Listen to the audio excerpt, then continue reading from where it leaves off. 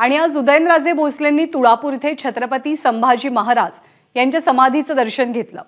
उदयनराजे सातारा लोकसभा मतदारसंघातून निवडणूक लढवण्यासाठी इच्छुक आहेत। अजूनही त्यांच्या उमेदवारीची अधिकृत घोषणा झालेली नाहीये आणि यावेळी दर्शन घेतल्यानंतर त्यांनी साताऱ्याच्या जागावाटपाबद्दल भाष्यही केलं।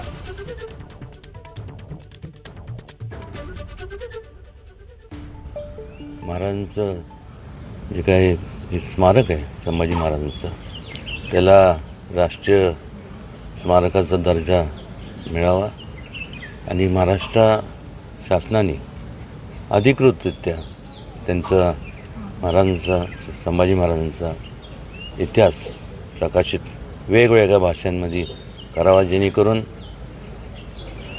केवळ महाराष्ट्रात नाही तर महाराष्ट्राच्या बाहेर देखील वेगवेगळ्या राज्यामध्ये, देशभरात, त्याचबरोबर परदेशात सुद्धा संपूर्ण ते पोचला पाहिजे।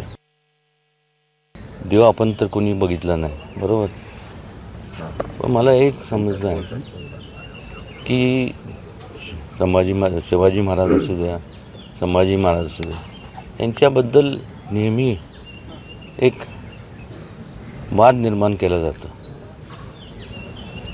आणि आता जे तुम्ही म्हणालात सातारच्या जागेवरनं, सातारच्या जागेवर नेमकं तुम्हाला काय, म्हणजे प्रश्न काय तुमचा?